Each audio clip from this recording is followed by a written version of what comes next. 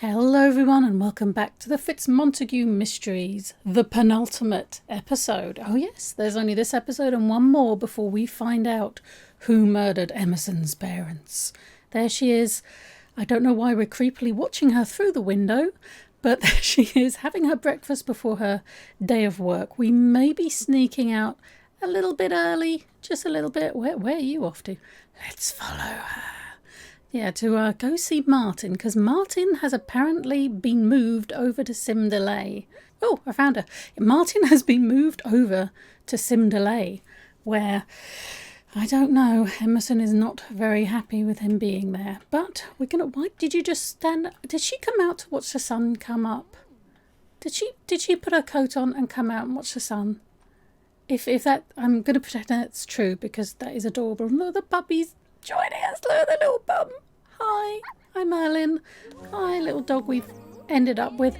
Anyway, right. Oh, Harvest Fest. Do we go to work on a Harvest Fest? I don't know. Oh, we'll see. But anyway, we're gonna slip over. What time is it? 6 o'clock. We'll wait for another hour and a bit, and we're gonna slip over to Simdelay to see if we can talk to Martin. Okay, we're at Simdelay. We always seem to appear in the garden. Can't think why. Anyway, right, let's go knock on the door. It's Harvest Fest. It's a good excuse to go visiting family, isn't it? I mean, this is a good cover, to go and see them all. Oh, hi, hey, Annette. Hi, bye, Annette. She's very rude. Martin. Hey, Martin. How have you been? Are they okay? Are they Oh, I hope that's not you, Martin. Let's hope that's not you. The last thing we need is for you to upset these people. They've been okay, I suppose. You know, I don't feel very comfortable here, but, you know, grandmother's not been feeling very well. Oh, hey, Jasper. Hey. Hi, Jasper. Jasper grew up a bit. He's a teen now. How are you doing, Jasper? It looks like he wants to show us some stuff. A fun laugh you have there, Jasper. I've been going through my dad's accounts, and there are definitely some weird things going on. And I heard them arguing. They're always arguing. How do you know? This house is so big. Don't they hide this stuff from you? I follow them. I've been following them around for years. There's just some strange stuff around here, and I've heard weird things over that hall as well. You've been at the hall?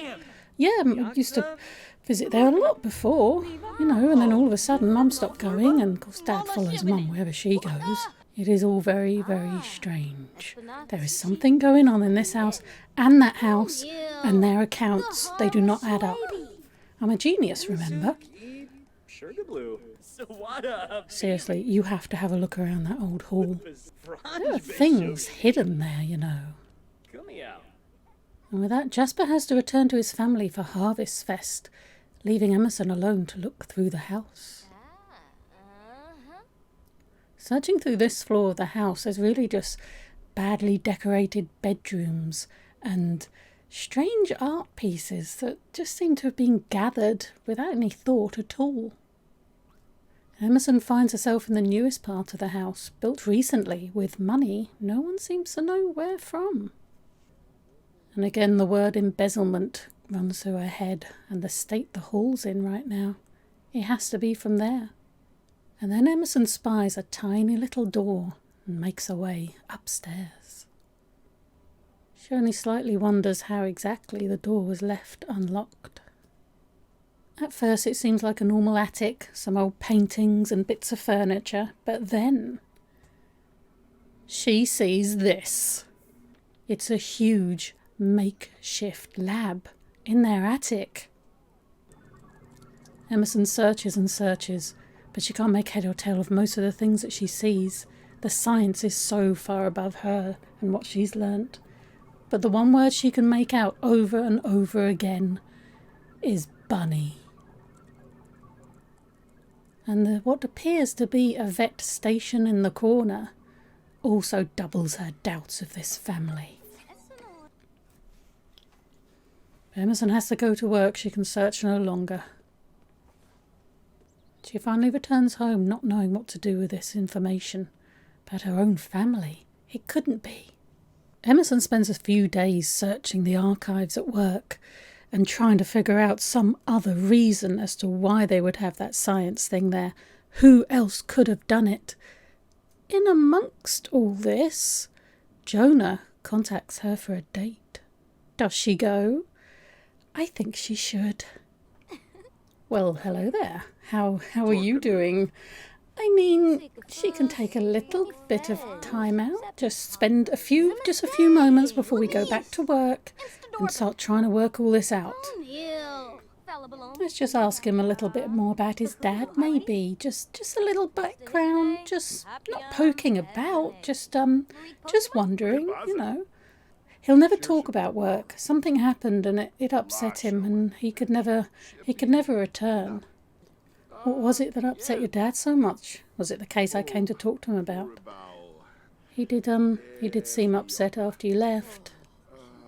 But I wanted to see you again anyway. I really like you. I'm glad to see you again. I certainly seem to be getting on well, but Emerson has got to return. She's got to look into this further.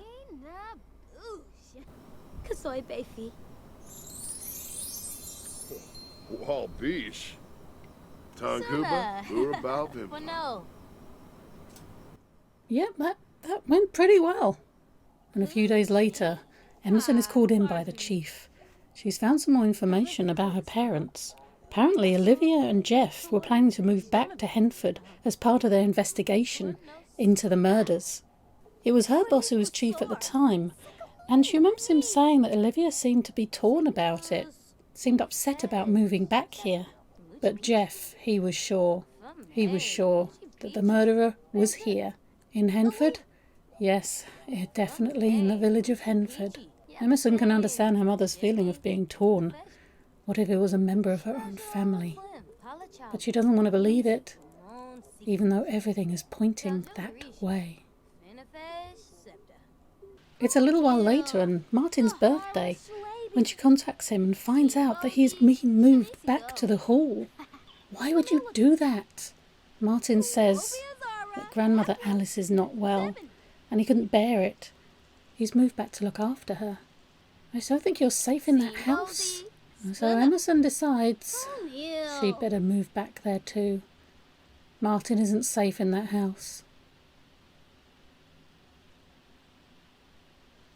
And so on a fittingly dreary day, she picks up Merlin and she goes back to the hall. Yes, Alice is very ill. She's fallen down and she's refusing to go see the doctor. She's refusing medical help. She just lies there now. Emerson leaves her there for the time being to go to talk to Martin. He is so glad that she's back. But why? Why have you come back here, Martin? I couldn't leave her on her own. She is our grandmother, and I never felt safe in that other house. It was like somebody was always watching me. It was the weirdest thing. I feel safer here, even though it looks like it's about to fall down around our ears. Fair enough. All right, Martin. That night, Emerson decides she's going to search the house again, but she hears the dog barking incessantly here, by this strange wall in new brick. He seems terrified of this area and he won't stop barking no matter what she tries. So she decides to try a sledgehammer. Just then the grandfather, he comes out and she tries to pretend it was an umbrella all along. But no, he knows what she's doing and he leaves her to it. She manages to get half the wall down and descends the staircase, and the ghost she thought had been her grandfather leaves. It was Jeff. There's a door at the bottom of the staircase, and Emerson makes her way through it. Jeff joins her, the ghost of her father. Is this where you died, Dad? Is this it? Was it because of the vault, Dad? The vault that's behind you. It's now empty. Yes, this is where we died. We didn't see who did it, but we were here investigating the murders.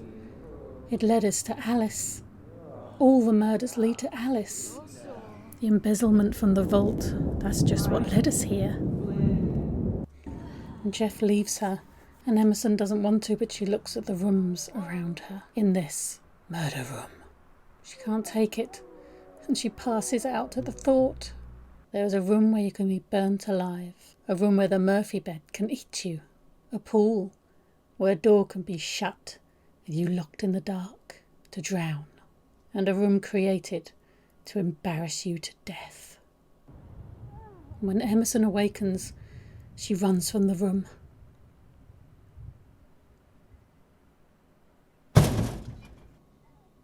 And goes to find Grandmother Alice. She wakes Alice up, and Alice knows what she's done. She confronts Alice, but Alice seems unable to answer any of her questions. She isn't lucid.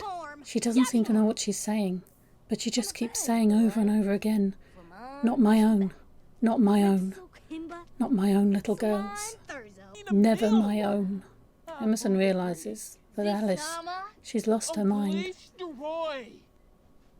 She decides to call the authorities, but what can be done? Alice will be dead by morning. She has her favourite drink, ignoring the strange taste. Alice goes to pet the dog, but that was no dog.